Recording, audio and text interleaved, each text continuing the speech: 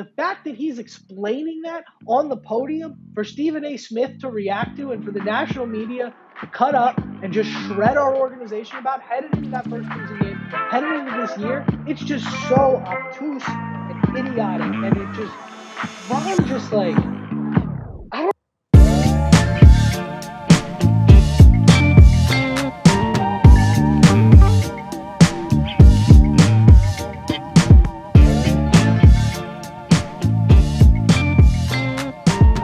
Pop, how you doing, man?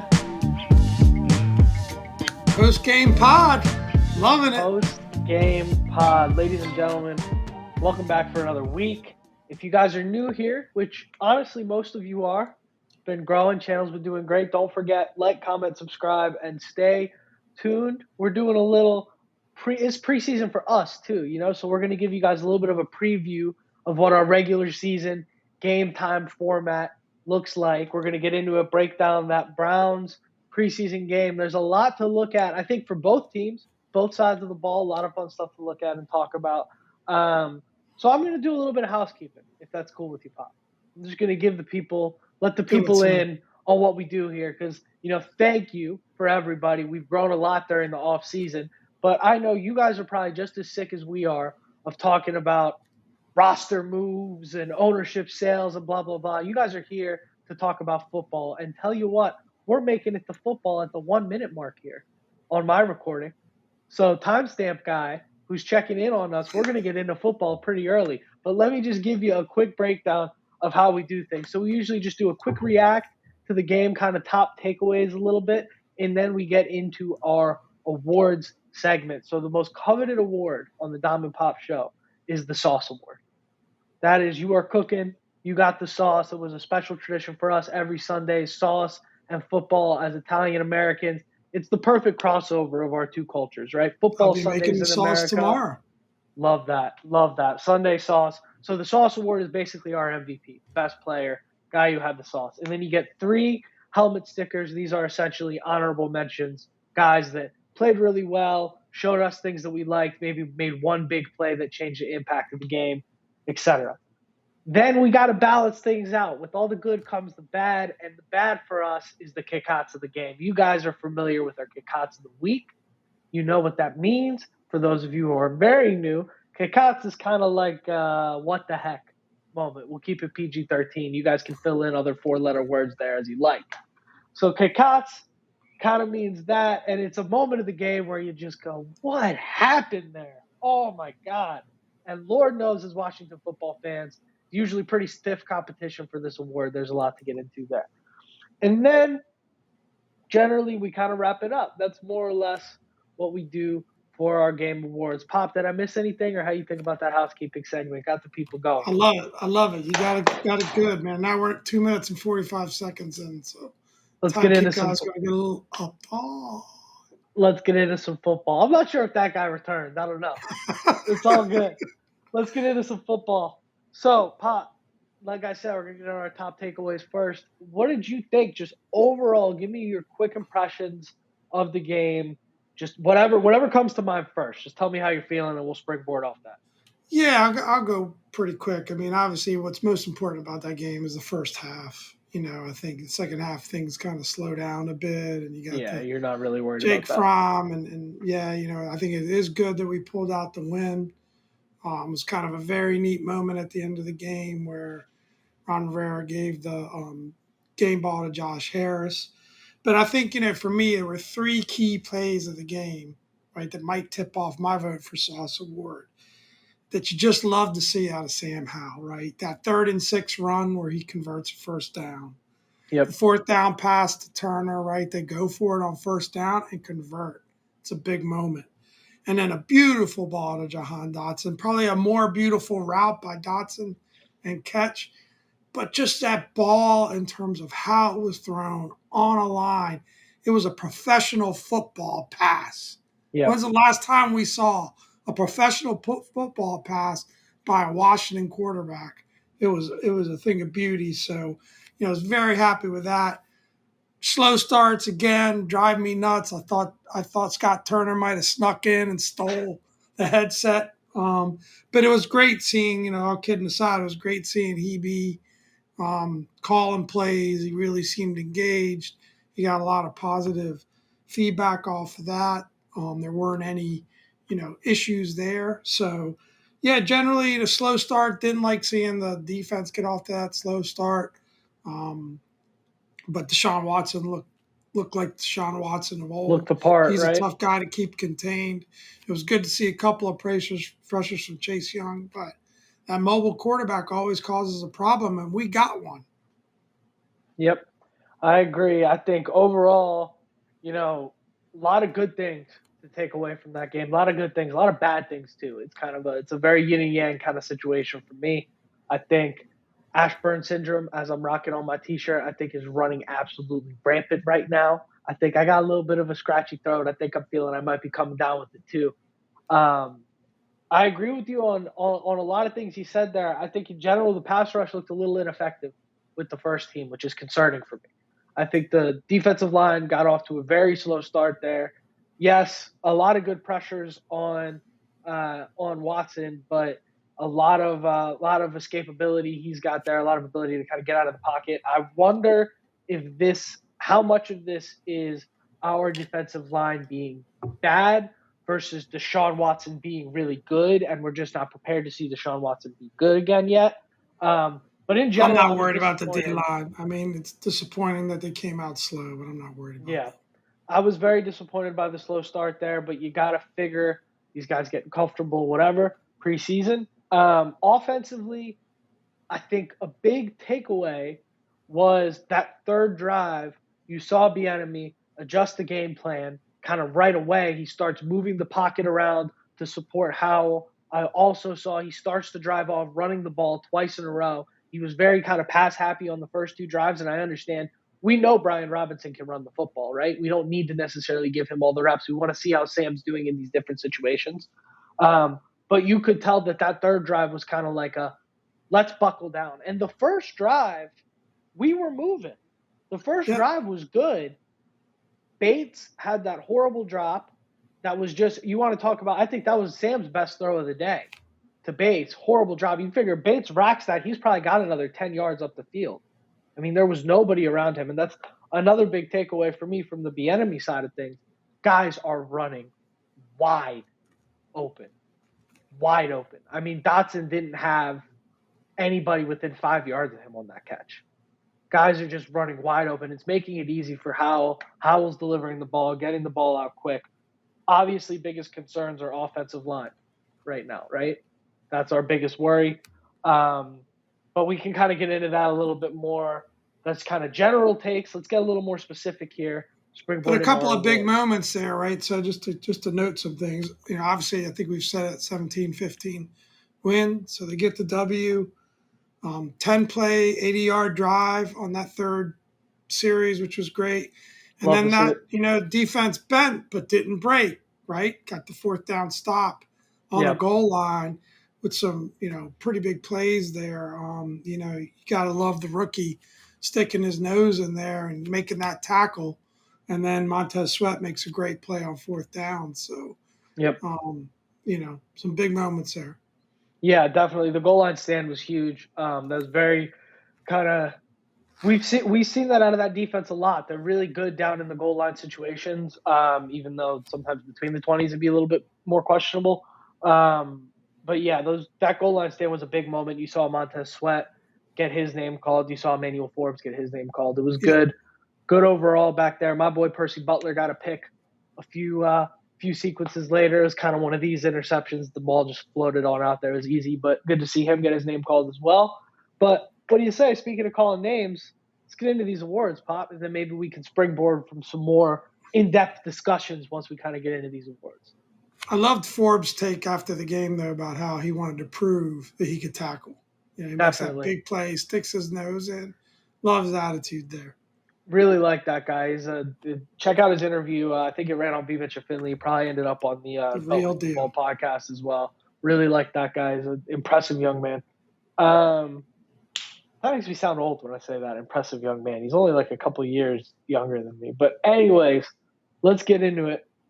Let's do our awards. Sauce Award Pop kind of tipped his cap. I think he wants to give it to Sam Howell, right? Yeah, I gotta go. I gotta go Sam Howell in the end of it because I think not that it was this absolutely electrifying performance, but and I know like people argue. I kind of was having a conversation with our Ravens insider this morning. Stopped by. I always love that.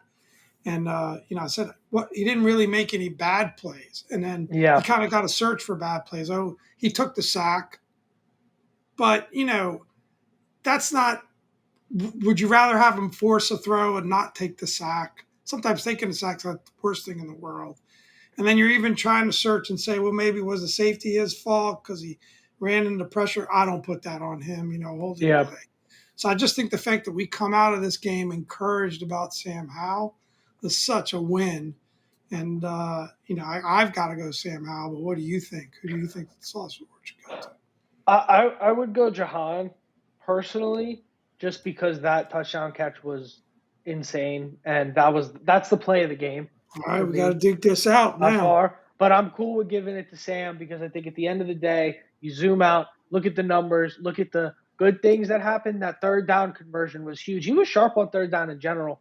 The fourth down uh, conversion was just, I mean, an absolute thing of beauty. Rolls out to his right, finds, I think it was Cole Turner, which, Card spoiler Turner had a alert, really good game. want Yeah. to get him a helmet sticker as well. Yeah. But finds Cole Turner there. And we might have a player with that guy. We might Yeah. have a player with that guy. So why don't we Yeah. move on? First helmet sticker. I think it's got to be Cole Turner, and for me, it Well, it's got to is. be Jahan Dotson, right? Well, yeah, of course, Jahan Dotson's going to get one too, but we're already talking about Cole Turner, so I want to go All ahead right. and hit the Cole Turner. I want to get into Jahan Dotson last on the helmet stickers, if that's Okay. cool with you, because I got a little keep the show moving. All I right, got a bonus helmet sticker, just so you know. I like that too. Bonus helmet sticker. I like that too. So got to go Cole Turner, and for me, the catches were great. He looks like a legitimate receiving option in this offense. He obviously looks the Big part, time. big guy, pretty fast.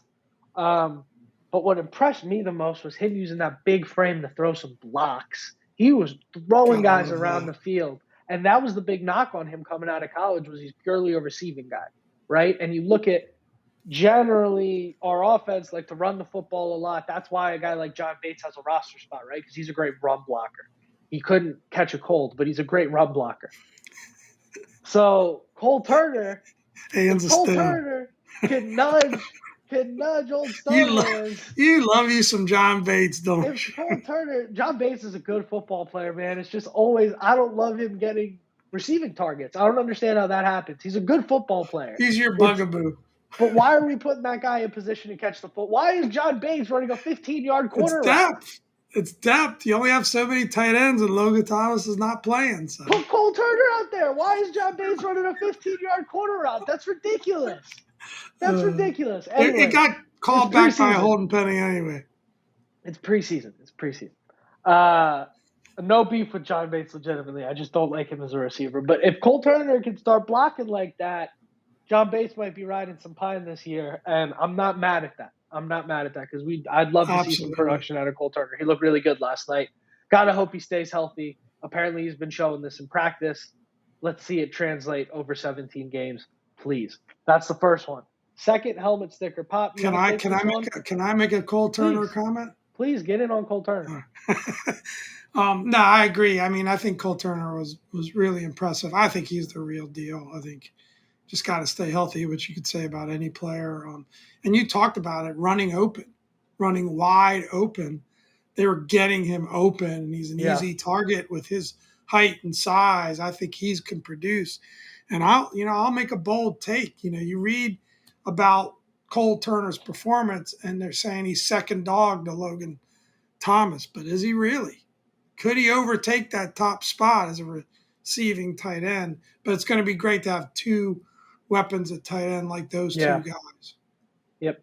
And especially on a team like this with a running back, real power runner like Brian Robinson, you can see a lot of ace packages with two tight ends, both receiving threats, and then we can also get downhill with Yep. Robinson there, kind of keep the defense honest.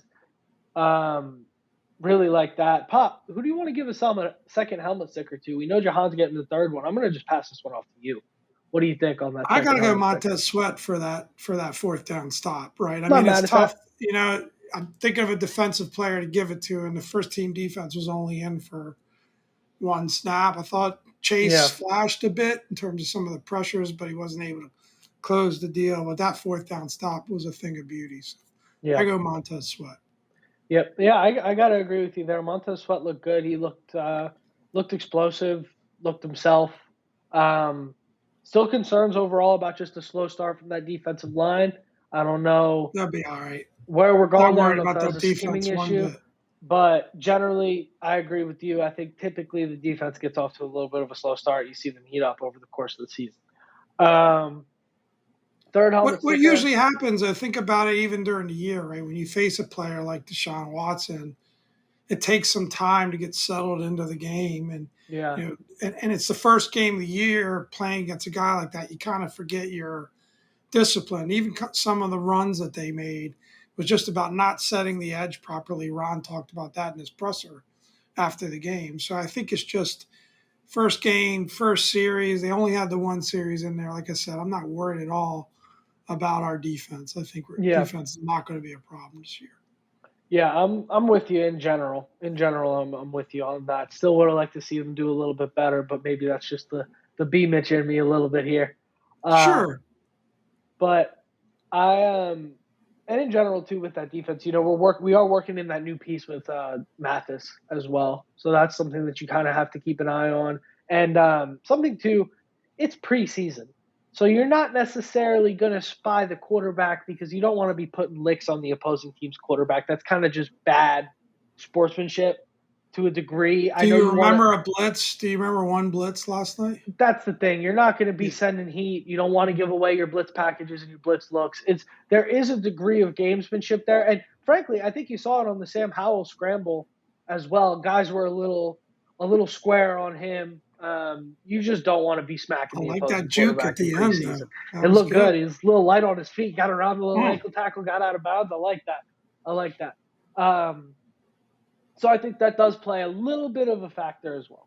Um, Third helmet sticker, got to go to the guy that I predicted for my breakout this year. Pop said he had thought he was already disqualified because he had already broken out. And I said, no, Pop, he's going to break through this ceiling that he has right now. And so far, so good. Jahan Dotson. I think, and here we go with the scratchy throat. I think there is a world where Jahan Dotson is the best player on this football team by the end of this year. Woo! I am so impressed by Easy that now, kid. son. His mindset, his ability, he can play. I was talking with a friend of mine a couple weeks ago about this. He brings something different than what Terry brings in that you can lie. He is a true. You put him anywhere. You can put him in the slot. You can put him at the X. You can put him at the Y, and he can immediately look the part of all of those roles. Terry, elite at the X. You put him in the slot, he looks like an X playing slot, and he still has elite athleticism and ability to make that work. But Jahan, you put him in the slot, he looks like a star slot receiver. You put him in the X, he looks like a star X. You put him in the Y, he looks like a star Y.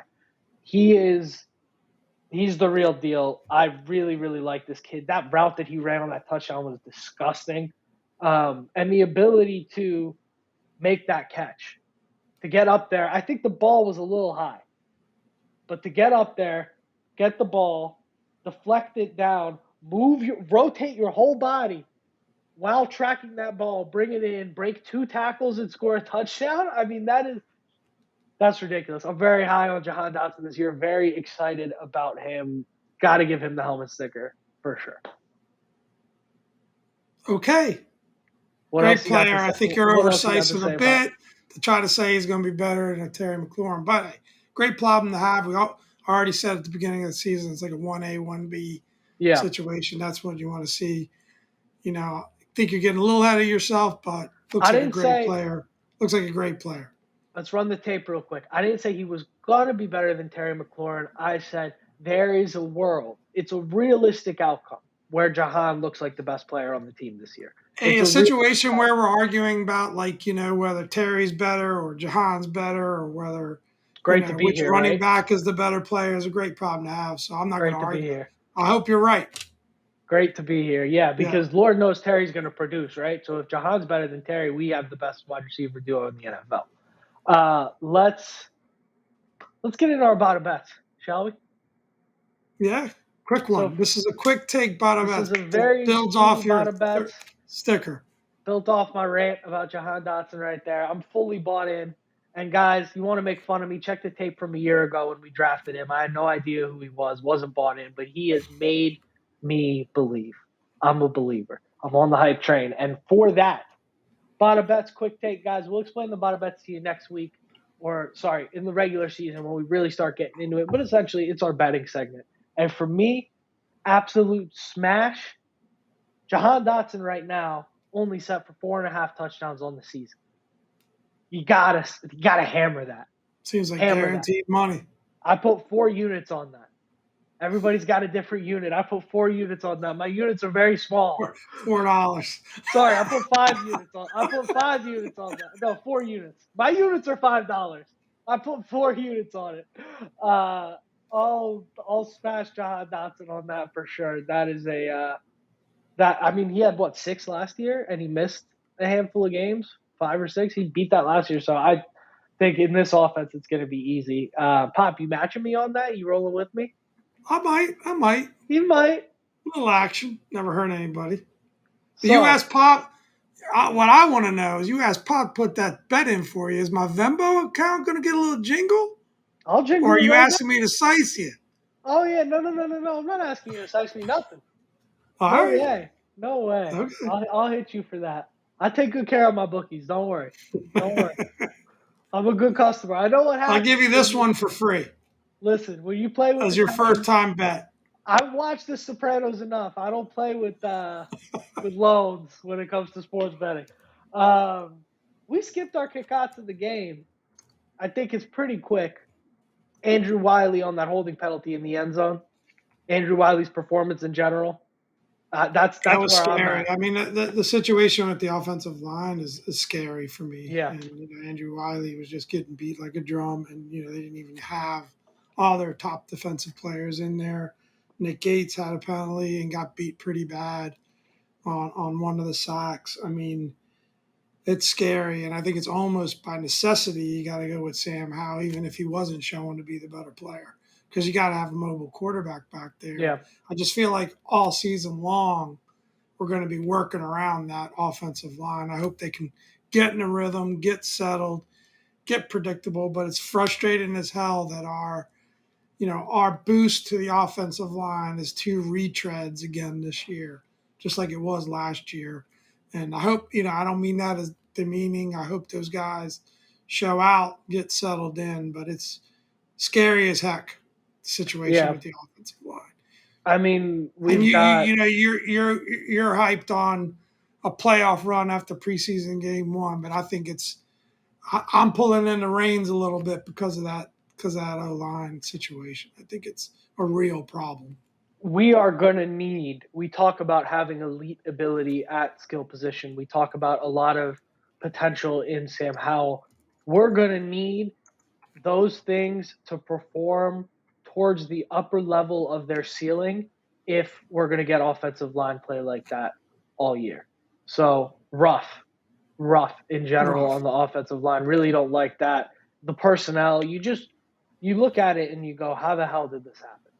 But and then we were saying the right side of the line was the solid piece of the line, or if you had Gates through Wiley, and they're the ones that you heard the most about in terms of poor performance. So that alone is scary. So I don't know. Like I said, it's a real area of worry. Wiley looks like a liability out there, man. I'm putting if I'm Josh Harris, I'm coming down and I'm saying no more veteran linemen named Andrew. We had Andrew Norwell, failure. Andrew Wiley, not looking so great. So we got to move on from that. So speaking of Josh Harris, bonus helmet sticker. We don't have a lot of time to spend on it, but the man being on the sideline watching the game in the rain, the interview that he gave where he said that he doesn't own the team, the city owns the team. It's not his team, it's the city's team. Was unbelievable during the game. The fact that we have an owner that gives a sideline interview during the game. I was borderline going to make an argument for him getting the Sauce Award. I'll reel myself in, but he's definitely getting a helmet sticker in the mail, Diamond Pop helmet sticker in the mail. Definitely. Love that so much. First football game without the other guy being our owner. I don't even want to say his damn name. Absolute helmet stickers gotta go to Josh Harris. Yeah, it's a great situation there, man. Gotta love Josh Harris. It. He's in the locker room with the guys after the game, getting the game ball, and he's just. Did you see his reaction to that? He just said, absolutely excited to be a part of the family. Let's go get it. Amazing. It's awesome. Just total change of pace. And when they give the owner the ball, the guys in the locker room are going speech like he's one of the guys. Love it.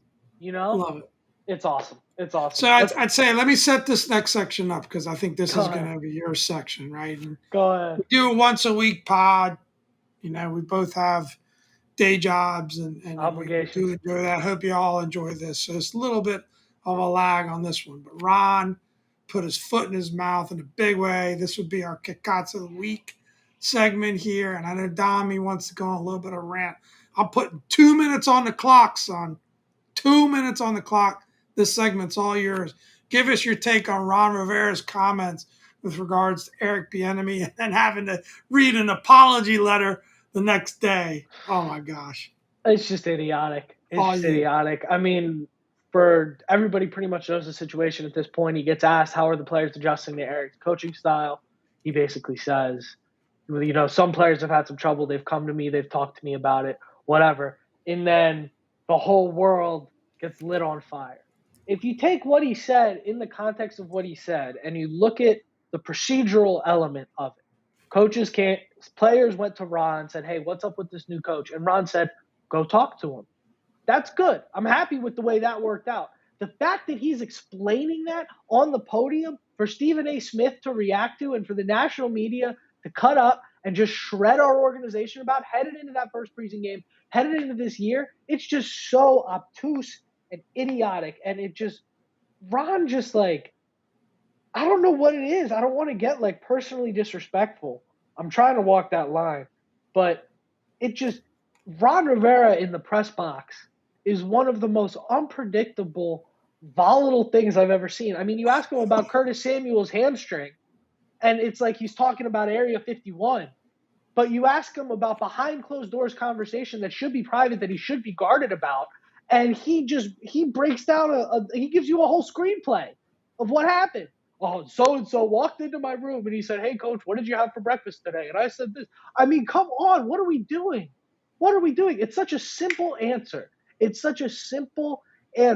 Of course, there's going to be some growing pains and some adjustments when new guys come into the building, but we're really excited about how everybody's settled in, and we're looking forward to seeing how Eric has changed the football team. Don't answer. Just say no, there's no issue. Just leave it. Why? Because now everybody, I was listening to the radio this morning, a couple of sports talk shows, and everybody's trying to figure out who's the player, right? Who's the player that complained? And there might not have even really been a player complaining. It might have been a couple of comments here and there, points of frustration. Why say what he said? It just was really a dumb moment. I do think he got overblown. I think he answered a question he was asked. But here's the problem I have with it.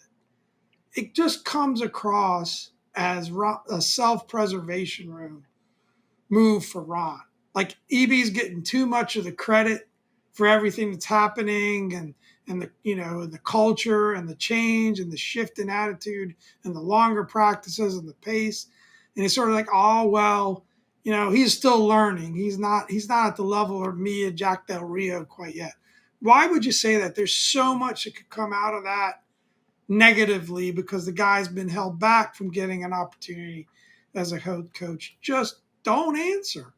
Yeah. Don't answer. Lie like you do about knowing the name of the team or about, like you said, injury information. Just you don't have to say anything. I mean, It's Jesus. you keep that family business in house if there is any issue. Curtis Samuel's been out for 10 weeks with this groin injury. Do we think he might have surgery? And Ron looks at you like you ask a crazy question. Hey, what are the confidential conversations you have with your players? And Ron goes, oh, sit down. I'd love to tell you all about it. It's just insane. But quickly, the next day, he had that pre-written letter ready to go. He's reading it from the desk, and you see all the players came out in defense of EB. EB also did a great job with his press conference. Absolutely nailed it. In general, just complete foot in his mouth is the right term there. And just, I said it last week, right? Ron calls it an audition. He's not only auditioning on the X's and O's. As a matter of fact, at this point, from how we understand the delegation, Ron is relatively unattached from the X's and O's. It's more about the management of the roster. It's more about how he's working with his coaches, what he is delegating. It's more Well, about these press conferences, how he's representing the franchise. And this is all a part of it. I said it last week. These press conferences count. So that's a I think big it's much ado misnomer for about sure. nothing, and maybe at the end of the day, it was a really dumb move. But I think maybe it was good it got out of the way early. I saw Yeah, some pretty good vibes between EB and Ron on the sidelines definitely. yesterday. It sounded like they were shoulder to shoulder. They were talking to each other. He said it was EB's idea to keep the starting offense in for that third series so they could get a rhythm. And it was Del Rio's idea to only have the starting defense play one series after they made that big stop. So I think he's engaged. I think he's more engaged in everything that's going on. And yeah, it's just a bad look and a stupid thing to do, but maybe it is a lesson for the rest of the way. And I think it was probably his first Josh Harris dressing down, because to come to the next day's press conference with a written apology, I wonder if there was a little combo that happened between the new owner and Ron at that point. You got to imagine there had to have been. Probably wasn't a dressing down, but it was probably a little bit of a, hey, what are we going to do about this thing? He's made a lot of stupid comments in his 4 years as head coach. This is definitely number one. And he's never had to come back and walk a We could be measuring stick. eliminated. There's been a little bit of a I change. don't He's know. never We had to could be come back and do an eliminated. apology I letter. think. I think has to be number one. I tell you what, I would be Love you, wagering the Ron. bet if Josh Harris was owning the team at that point. That might have been the last press conference he had, but whatever. Let's move on. Uh, Big week coming up. Big big week week coming up. coming up. So we've got joint practices, and then we've got a game against the Ravens. So, Pop, I got to ask you, I'm not 100% sure about this. Is this the Ravens' second or third preseason game against us? I know it's our It's going to be second. Is it second. the It's Ravens' going to be their second as second. well? Their first is we're recording this on Saturday. Their first is tonight. I think it's against the Eagles. Okay, cool. So then Yeah. they'll also be playing their starters for the whole first half. Oh We yeah, assume. it's going to be Monday Night Football. Big game. Big game. So you Yeah. guys will be seeing this on Monday. Game's going to be tonight. We're not going to do a whole preview. I mean, that's silly. It's preseason, right? But obviously, Ravens have a pretty good defense. It's going to be exciting to see Sam Howell go up against that.